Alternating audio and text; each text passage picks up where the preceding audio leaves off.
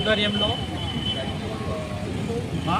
బెంగాల్ రాష్ట్రంలో హిందువులపై జరుగుతున్నటువంటి దాడులకు నిరసనగా ఖండిస్తూ మరి భారతదేశ ప్రభుత్వము ఏదైతే వక్ఫ్ చట్టము సవరణ చేసినటువంటి ఆ చట్టానికి పేరు చట్టం ముసుగుపెట్టి మరి మేము దాన్ని ప్రొటెక్ట్ చేస్తున్నామని చెప్పి జిహాదీ శక్తులు మాట్లాడుతూ హిందువులపై దాడులు చేస్తూ ఉన్నారు. చాలా చట్టాలు చేశారు భారతదేశ ప్రభుత్వం, కేంద్ర ప్రభుత్వము.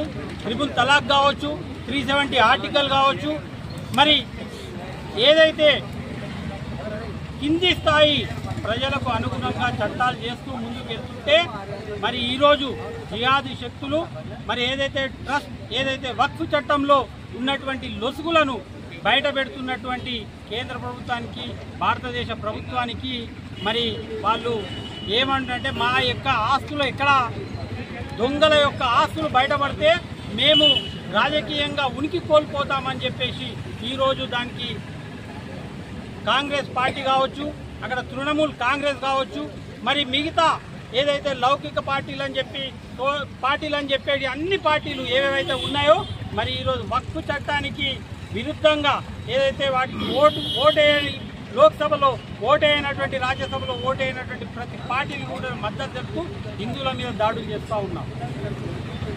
ఎవరు చూస్తూ ఊరుకోరు. దాడులకు అవసరమైతే ప్రతి దాడులు చేయడానికి కూడా మరి విశ్వ హిందూ పరిషత్ కావచ్చు, హిందూ సంఘాలు కావచ్చు, ప్రతి ఒక్కరు కూడా ఆలోచిస్తూ ఉన్నారు. ఆ విధంగా మరి హిందువులను కూడగొట్టొద్దని చెప్పేసి ప్రభుత్వాలను మరి ఖచ్చితంగా కంట్రోల్ చేయాల్సిన అవసరం ఉందని చెప్పి అక్కడ తృణమూల్ ప్రభుత్వాన్ని తెలియజేస్తూ మరి మేమందరం కూడా విశ్వ హిందూ పరిషత్ తరఫున నివేదిక ఇస్తున్నాం రాష్ట్రపతి గారికి. మరి అక్కడ రాష్ట్రపతి పాలన పెట్టాలా, మరి హిందువులను కాపాడాల్సిన అవసరం ఉంది. అక్కడ జరుగుతున్నటువంటి అరాచకాలను ఎక్కడో 100 సంవత్సరాల కింద నుంచి కలిసిమెలిసి ఉన్న ఊర్లలో మరి ఇయ్యాల వక్ఫ్ చట్టం వచ్చిందని ఏమైనా హిందూ కుటుంబాలు అక్కడ అన్ని హిందూ కుటుంబాల మీద దాడులు చేయడం ఏ విధంగా దాడులు చేస్తారు? వారి యొక్క మొత్తం ఇండ్లను ధ్వంసము, మరి మానభంగాలు చేస్తూ, ఆడపిల్లలను సతాయిస్తూ, ఊర్లకు ముర్షిదాబాద్ ఊరు మొత్తము ఖాళీ చేయించినటువంటి మరో కాశ్మీర్ లాగా చేస్తున్నటువంటి పశ్చిమ బెంగాల్ రాష్ట్రంలో ఉన్నటువంటి ముఖ్యమంత్రికి మరి ఎట్టి బర్తరఫ్ చేయాలి, అక్కడ రాష్ట్రపతి పాలన విధించాలని చెప్పి తెలియజేస్తున్నాం. భారత్ మాతాకి హిందూ పరిషత్ మేరకి ప్రతి జిల్లా లోపల హెడ్ క్వార్టర్స్లో నిరసన కార్యక్రమం, హిందువులకు వెస్ట్ బెంగాల్ లోపల హిందువులపై జరుగుతున్న దాడికి నిరసనగా అక్కడ ఉన్న ప్రభుత్వాన్ని వెంటనే బర్తరఫ్ చేయాలని చెప్పేసి రాష్ట్రపతి గారికి వినతి పత్రం కలెక్టర్ త్రూగా ఇవ్వాలని చెప్పేసి నిర్ణయించింది. కాబట్టి ఇక్కడ అందరూ ముందు ఈ యొక్క కార్యక్రమంలో ఇవాళ సంగారెడ్డిలో నిరసన కార్యక్రమంలో అందరూ కూడా రావడం జరిగింది. ఈ యొక్క కార్యక్రమానికి మేము కలెక్టర్ గారికి నివేదన ఇస్తున్నాము, అది ఖచ్చితంగా పంపిస్తుంది.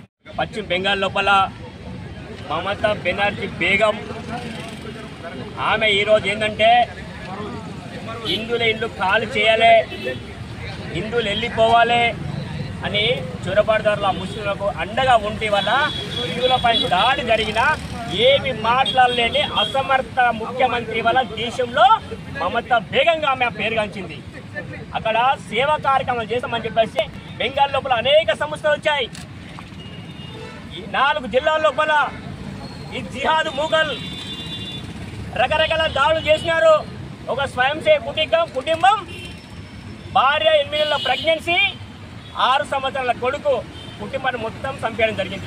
అంటే అనేకమైన కుటుంబాలు భర్త ఉండగానే భార్యను బిడ్డను రేపు చేసే సంఘటనలు ఉన్నాయి. ఊర్లు అన్నీ బయటికి వెళ్ళి ప్రాణాన్ని కాపాడుకునే పరిస్థితిలో వేరే దాచుకుంటే అక్కడ శరణార్థి శిబిరం లోపల అనేకమంది తినడానికి తిండి లేక కష్టాలు పడుతుంటే అనేక రకమైన సేవా సంస్థలు ఇవాళ సేవ చేస్తామని వెళ్తే వాళ్ళందరినీ బయటికి వెళ్ళింది ఎల్లగొట్టేసి ఇవాళ మమతా బెనర్జీ బేగం గారు. అంటే ఆమె ఏం చేయాలనుకుంటుంది? ఆమె ఓన్లీ ముస్లింలకే నాయకురాలనుకుంటుందని అర్థం కావట్లేదు. ఆ రోజు జిన్నా ఈ దేశాన్ని మత ప్రాతిపదికగా విభజించినప్పుడు పాకిస్తాను ముస్లిం దేశం అనడం, భారతదేశం హిందూ దేశం అయిపోయింది. అయినా ఇక్కడ మనం రాజ్యాంగం రాసుకున్నాం. రాజ్యాంగం పరిపాలన ప్రకారం రాజ్యాంగం పరిపాలన జరుగుతుంది. పార్లమెంట్లో చట్టం చేసిన విషయాలని ఇక్కడ అన్ని తుంగలు తొక్కి వల్ల ఒక సీరియస్ చట్టం అనుకుంటున్నారా, ఏమనుకుంటారా అర్థం కావలేదు. వల్ల జిహాదీ తీవ్రవాదుల వల్ల హిందువులపై దాడి చేస్తున్నారు. ఒకరోజు సిఏ కావచ్చు, ఎన్ఆర్సీ కావచ్చు, 370 ఆర్టికల్ కావచ్చు.